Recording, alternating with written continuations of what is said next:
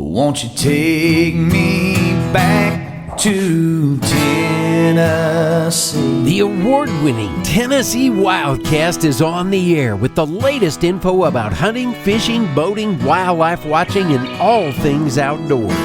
This episode is brought to you by GSM Outdoors, whose vision is to preserve the sportsman's legacy, fuel innovation, and enable the next generation of outdoor enthusiasts. Think outside. That's where you'll find us. Now, make welcome your host, Jason Harmon. Hello, everybody, and welcome back to Tennessee Wildcast. We're glad you're tuning in. Thanks for watching. Thanks for listening. We got a great show lined up for you today, and Johnny Allred is back in studio with me, helping me co-host. His mic's not on. He's here somewhere. Can we hear him? There he is. There I am. All right. Yeah, so Johnny's with us, and he's the development director for the Tennessee Wildlife Resources Foundation. Yep. And just happy to have him help co-host today. Happy to be here. Thank you for having me. And glad to have these fine GSM folks here with us. Yeah, another special show with some GSM Outdoors folks, and they're helping sponsor this show this year, and a big supporter of the foundation, has been for a long time. Yep. And we're excited to have Brian Robinson with us, and Crispin Powley, and we're going to talk fishing today. So I'm excited. It's February, so it's still a little cooler. So we're going to talk some cold water fishing and things that's going on right now. Spring is coming. Yep, it's right around the corner, and then turkey season will be here before you know it. We're going to do a turkey show with these guys, so that'll be coming up in March. So keep your eyes and ears peeled for that one. But I'm excited to jump in today. Brian, remind us a little bit about who you are. You were on our Predator show we had back in January. So absolutely glad to be back here, guys, today. And I came on board with GSM back in 2012. I'd sold Western Rivers Predator Call Company to the guys, and stayed on board as a regional sales manager, and kind of worked with those guys handling some key accounts in the Southeast and out West. So, well, I appreciate you making us part of the team there as being a sponsor for this show. Appreciate the partnership. I'm glad to be here. Glad to sponsor Tennessee Wildlife and all they do over there for conservation and wildlife management. So thank you guys for having us here today. Yeah, no problem.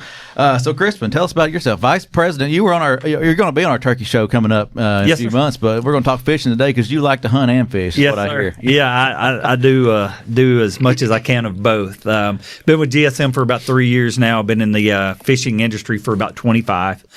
Native Tennessean. I live in Benton County, and grew up in Henry County, and have fished.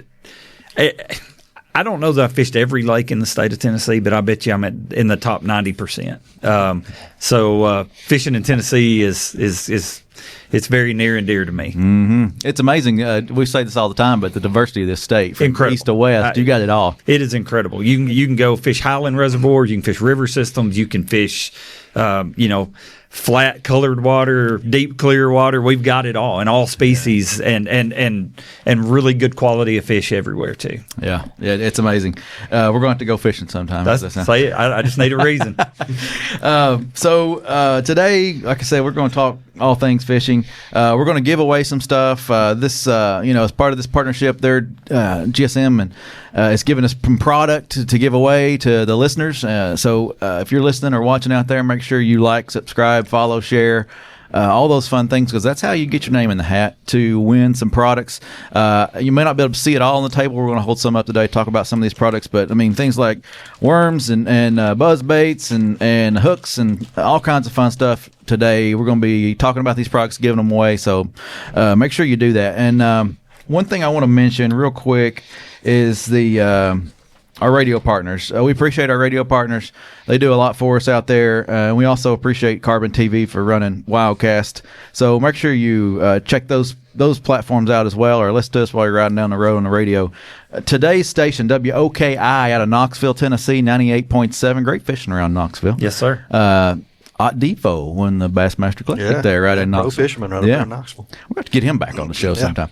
WOKI in Knoxville, 98.7. They run Wildcast at 1:30 p.m. on Saturday. So a little bit later in the day, but great time slot to check out Wildcast there in Knoxville on Saturdays. All right, so let's dive into to fishing here in Tennessee. We're going to mainly focus on the cold water time of year, February right now. And I don't really know where to jump. How would you jump in? I mean, if you pretty simple to me. It's actually, in my opinion, one of the best times of the year to fish. You don't have a ton of the crowds on the water. Okay. I would emphasize extreme boater safety in this cold water. Amen. You can get in a bind in a hurry when the water's cold, but if you are smart and you're willing to brave the elements a little bit, I think you can experience some of the best fishing you'll find all year. Typically this time of year, the fish are, they go through a cycle every year, and we're at the point of time in that cycle now where they're eating. Okay. I mean, they've just come out of a very lethargic stage. Mm-hmm. The water's starting to creep back up. I would tell anybody listening, if you can find 3 consecutive days of a warming trend, you better get out there. Yeah. Because it's magic. Well, it's late February, so we're starting moving into March. It's going to start warming. Yep. You're going to get those times. So that you'll get. I mean, especially here, it seems like it's warmer more than it ever has been, and if you don't like the weather in Tennessee, just wait till tomorrow. That's right. It's going to change, and then you can fish a whole new way tomorrow. Yeah.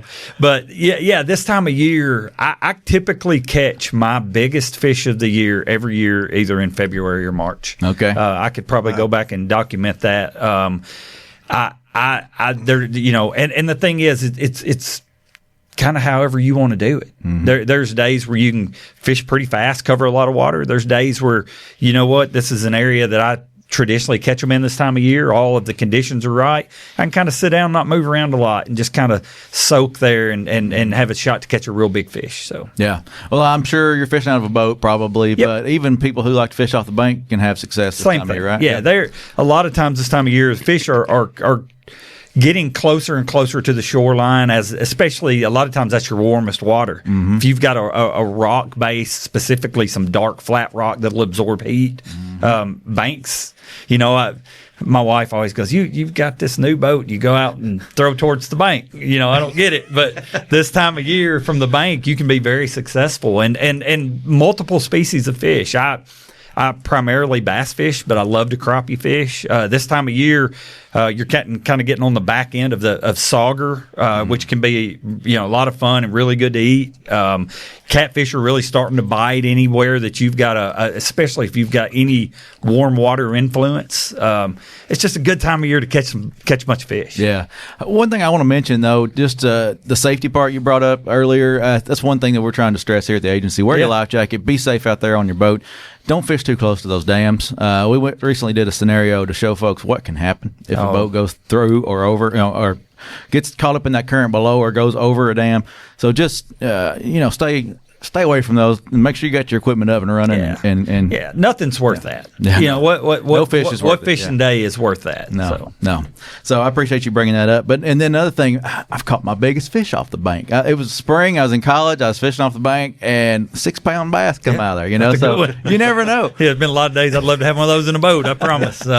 You do. You never know. And the thing about fishing, I mean, it's limitless. You can go almost anywhere and fish almost any way, and you don't have to have a $100,000 bass boat. I mean, I've got my funny story. I've grown up in this industry. I run a new boat every year. My son could not care any less about going in a boat. He loves to pond fish. Loves it, and it's kind of renewed that within me now. It's a lot of fun to go with him. He gets on Google Earth and finds ponds and goes and knocks on the door and asks for permission. And wow. It's fun. So there's really not very many boundaries in fishing unless you make them. One of the things you just pointed on is like getting your son out and fishing, like TWRA does their fishing rodeos. Yep. Yeah. And bringing along. Every summer, free fishing day. We do right. A lot of kids get to go fishing. So introducing them to the sport. So it's awesome. The funny story, I grew up in a household where no one hunted or fished. My parents didn't hunt or fish at all. Never have. And if it weren't for, I had an uncle who took me. I had friends, schoolmates whose parents, they were outdoorsmen, and they would let me tag along, and I've made a career out of it. So that's awesome. I think it's our responsibility to share it with people. Absolutely. I always take a kid hunting. Yep. Or fishing. Sure. Yeah. Recruit, retain, and reactivate, right? That's it. R3, every state's looking into it. So Right. Yep. Well, let's talk a little bit about the products. What kind of rods are we going to be looking at when we're talking about GSM products? Yeah, we own a couple rod brands, and let me give you just a really brief summary of the GSM Fishing division. Sure. It's about 3 years old. Yamamoto Baits was our first purchase. It was the perfect brand to get into the fishing category with. And what we've done is gone out and sought these brands. We've got 16 now. I call them legacy brands. Yeah, they're legacy brands. And you know what? Most of the time, you take a Gary Yamamoto had just reached the pinnacle of soft plastic production, the most premium bait ever. Gary had a successful business, and he was ready to ride off into the sunset. We said, you know what, Gary? We value your company. We value your technology, your innovation. We believe we can take it somewhere else. And he passed the torch to us as Bill Lewis with the rattle trap. I'm going to stop you on that. Out of Yamamoto, which you said he thought he had tapped the market, how many products have you introduced under Yamamoto in the last 3 years? 21 new designs. There you go. Yeah. I mean, that's what GSM does to companies. We bring innovation. Yeah, and that's a good point. I mean, you don't see us buy a brand and just kind of ride it until it goes away. We are good stewards of those brands. You know, I'm very passionate about this, and I don't want to take a Bill Lewis with the legendary rattle trap and be the company that rode it into the ground. That's an iconic crankbait. It is iconic, absolutely. Iconic. Everybody's got one of those. And we've kind of found our little niche of buying those brands with the Senko and the rattle trap, that are iconic products. And so, we've got a couple rod brands that you mentioned. We bought Dobbins rods from Gary Dobbins, Texas company. We bought Phoenix rods out of California. It's got a lot of West Coast influence. And we make, about any kind of Phoenix has just about every species: trout, panfish. I got you. Yeah. Offshore. Yeah, a lot of saltwater rods. Dobbins is primarily bass and crappie, but yeah, I mean, really high quality products. And like I said, we've got CUDA tools.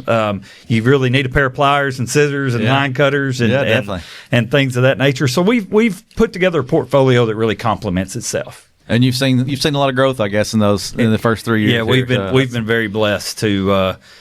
It makes me probably look better than I am, but we'll take it however we can get it. Yeah, that's right. Well, I can tell you that is a collaborative effort, because Crispin running that team over there and what they're doing with organic growth within these brands, new innovations, makes us look better than we should be. Because I'm on the sales end of things, and he actually runs all the shows, so he does brand, he does engineering, new product development, and acquisitions and everything. So he's got a full boat.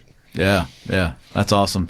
Well, let's talk about some of the baits on the table and how we could use them, say, this time of year or any time of year, I guess. What's some of these that you want to highlight today? I'm excited to dive into them all. And like I said, all these are going into the package that we're giving away. We want somebody to be successful, and we're going to give all this stuff away. So, I just threw a hodgepodge of stuff together, primarily bass. Okay. For me, that's just kind of my foundation in fishing. But, if I were going to highlight a couple things, one of the easiest ways to go get bit this time of year is to take a Big Bite Pro Swimmer swim bait. No pun intended, right? Get a bite this year. With Big Bite, right? We got a new slogan there. You're welcome. I appreciate that. Take all the help I can get. And a Buckeye jig head. This is the light wire shocker jig head. And literally, you can go throw this thing on a bait caster. You can throw it on a spinning rod. And you just reel it fast enough to where you feel that tail kick. This is one of the baits that when I take my son, my daughter, their friends, this is what I tie on and let them throw.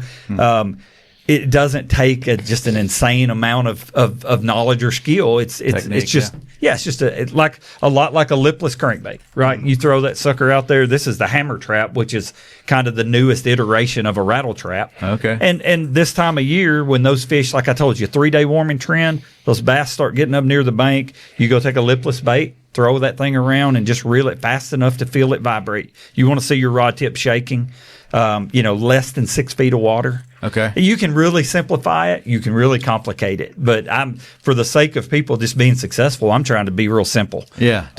What's the technology change? You said that's a hammer, different than the rattle. Yeah. So it's a lot of it's got to do with the just the design features of the shape. Okay. Of how water comes over the bait. Gotcha. This has what we call a tritone chamber.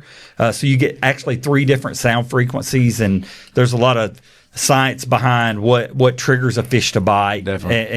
and their lateral line and how that relates to sound. And this is a really neat, modernized version of a lipless crankbait that Bill Lewis is kind of I mean, it is the name in lipless crankbaits. Yeah, I like that new. I like that hammer tray. I like that.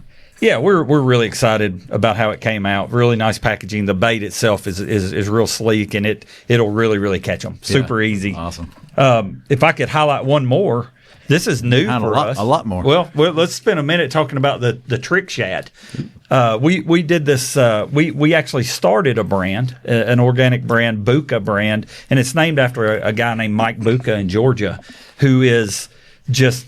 He is an artist when it comes to swim baits. The guy's an expert. He started the Bull Shad brand, which has a cult following amongst swim bait fishermen. Wow. So we partnered with him to build these ABS versions of his resin baits. A trick shad from Mike is $200. Oh, and by the way, they're sold out everywhere. You can buy this for $40, which is not cheap, but it's it's 1/5 of what you pay for a trick shad. Definitely. And these are on the pegs at all of your better fishing tackle retailers, right? Right. Okay. Yeah. So, and this is a phenomenal big fish bait this time of year where they're, if they're going to expend energy to eat, they want to get the most bang for their buck. So a big gizzard shad that's a fillet to a big bass, right? Yeah. That's a ribeye. That's what they want to eat. Yeah. So this thing's super easy to fish. You can throw it on conventional casting gear. Well, that's going to be my question. Do you adjust your rod size or the medium, heavy, or heavy rod to adjust for those bigger baits? Yeah, you should. When I was younger and had very limited capability for equipment, I struggled with some techniques and struggled with some baits because it's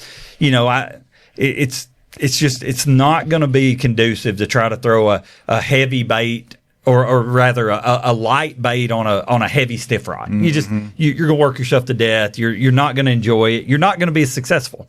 But when you kind of start to learn, and we've got tons of resources to give the consumer information to help them have the right equipment, pair this rod with this reel, with this line, with this bait, and it's the perfect combination. Yeah. Awesome. Well, that sounds like that'd be a fun one to throw, but it almost feels like you got a fish on the line. You know what? It's actually in the swim bait world, that's a pretty small bait. Okay, yeah. I'm the novice over here. No. And you take some of these rigs they throw. I mean, it's like a spool of fish or like an umbrella rig, umbrella an rig. Yeah. Mm-hmm. Yep. Yeah, those can get heavy too. Yeah, that's a lot of lead and wire.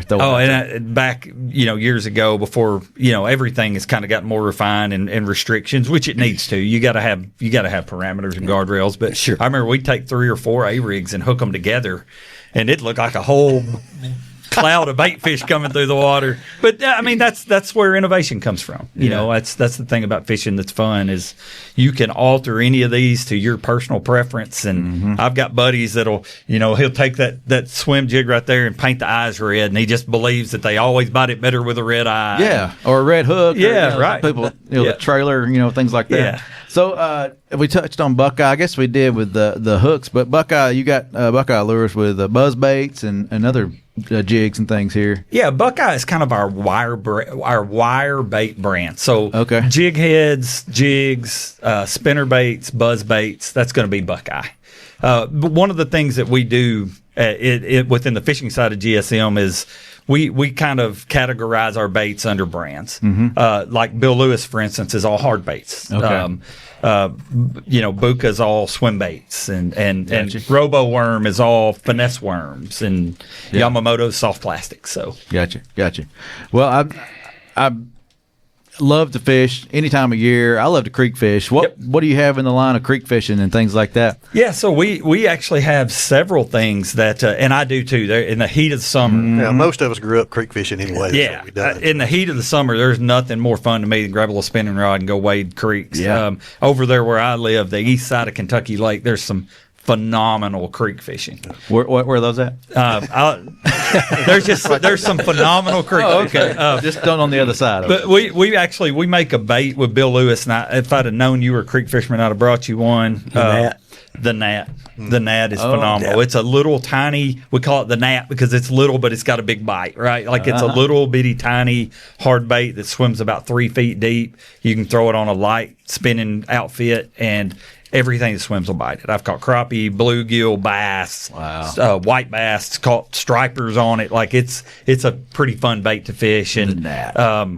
It's a good name. Yeah. We the thing is, one of the things I really pride us on is we're a group of end users.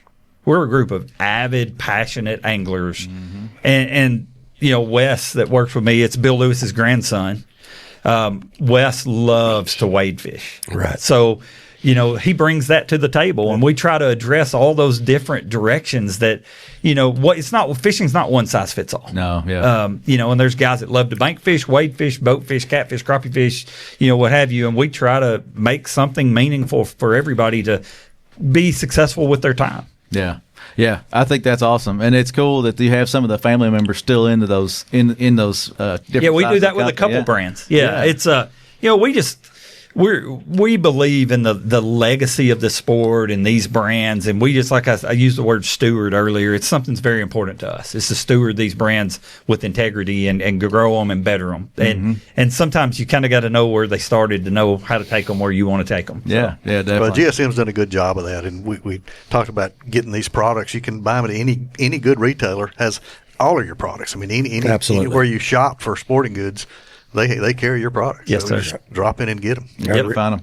I think this the new pack. You mentioned the new packaging on some of these too, and this jerkbait. I guess that's what I would call it, a jerkbait. Yeah, it's a jerkbait.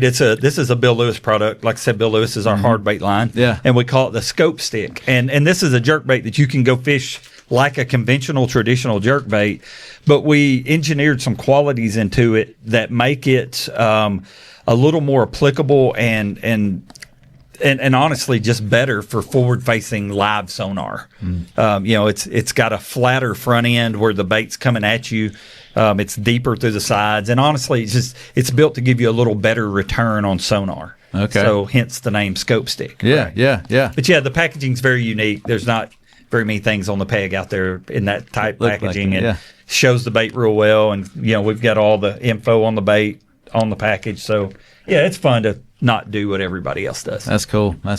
So if you were going to go out today, where would you go? Where's your favorite place in Tennessee to fish? Oh, I shouldn't tell you this. Hey, you signed up. So yeah, fair. That's fair. I did. Or you were told to be here. Yeah, I waded into this on my own. I asked him to be here. I didn't tell. No, I mean, Kentucky Lake is always. I live there literally for a reason. Mm-hmm. I live where I live because of Kentucky Lake. I do. It is one of the great loves of my life. With that being said, if I could pick any lake in Tennessee to go fishing today, I'd go to Center Hill. Okay. Center Hill is special. I think, I get the chance to travel all over the country and go to all these great lakes and talk to all these pro anglers and aspiring pro anglers. And it's amazing how many people don't understand how good that lake is. And I don't care if largemouth, spotted bass, smallmouth, if you're a bass fisherman, Center Hill is paradise. Wow. Okay. And this time of year is phenomenal there. Cool. Well, we'll have to. Well, I guess we already shared that. Yeah. I'll get out there and try that sometime. I mean, and literally Center Hill. It's 20-something years ago, 25 years ago. I lived in Middle Tennessee. Mm-hmm. I worked for Stratus Boats back then when it was over in Murfreesboro. Okay, yeah. And I literally every single weekend went to Center Hill. And I'd go up there, and that's where I learned to drag a ball head jig around and catch those big smallmouth and fish a jig and spoon and things of that nature. So I'm telling you, it is an incredible fishery, and it's a beautiful lake too. Yeah. Absolutely, yeah. The scenery's phenomenal. Well, have you ever found your way down to Chickamauga? Yeah, Okay. I fish Chick. I used to co-host a TV show, and I did a couple episodes on Chick, and that's speaking to the diversity of Tennessee fishing. I mean, that's your quintessential grass lake, right? Yeah. Chick has got some giants in it too. I mean, it's no doubt. It's a cool lake, but it fishes real small. It's each one of these lakes kind of have their own personality, and Chick to me just fishes real small, where Center Hill fishes real big to me. So yeah, well, and I've also often heard that like Del Hollow, up there, that's a great time of year. This is a great time of year to be on Del Hollow. That's probably in my top 3 right now. Well, you kept that a secret till I brought it up. I see. Yeah. I'm not going to lie to you. I just may not throw all my cards on the table. I like to fish Dale Hollow in April for smallmouth. Yes, sir. Smallmouth with worm fishing in April. God, Yes, sir. that's killer. Yeah, I mean, Dale Hollow is special too. I mean, I'm telling you, Tennessee, and I know I'm biased. I have orange running through my blood, but Tennessee has just got, quite honestly, there's very few states that rival Tennessee when it comes to fisheries. Well, if I recall earlier before we started this podcast, you said something about maybe going on location, doing a little fishing on maybe a podcast or two. So Yeah. I like where you're going there. You see where I'm going. Yeah, definitely. We need to get you out and then we'll do some fishing sometime. Say when. I just need a good reason. You tell me when and where you want to meet. Good. Awesome. Well, yeah, I've enjoyed this conversation, and let's touch on a few more baits before we close out here. Yep. We got a frog here. Yep. This is a new brand that we started. Also, we worked with a guy named Fred Rambanis, who's widely noted as one of the greatest frog fishermen that's ever lived. This is his design. It's called the Boom Boom. This is the pop-in version, the pop-in frog. But the Frog Factory is the name of the brand. That was Kristen's brainchild, and the fact that we've bought other companies too, like Boom Boom, Right. and we actually kind of consolidated them all under the Frog Factory now. Yeah, we wanted to make something fun and fresh and new, and it's got a kind of a youthful feel to it, and but it's got some really time-tested products that we rolled up under that brand. So there's nothing much more fun than catching them on a topwater frog. Yeah. So that's a fun brand. And then Steel Shad. This was one of our first acquisitions. This was actually a small company that I had fallen in love with their product, and it's pretty much a blade bait. Very versatile. You can reel it like a lipless bait, like a rattle trap. Yep. But where it really excels to me is fall and really late winter, where the fish are really keying on bait, and it's a great bait fish profile, real easy to fish. So it's a couple of our brands, but. Yeah, man, you like to fish. We've probably got something that'll help you achieve your goal. Yeah, definitely.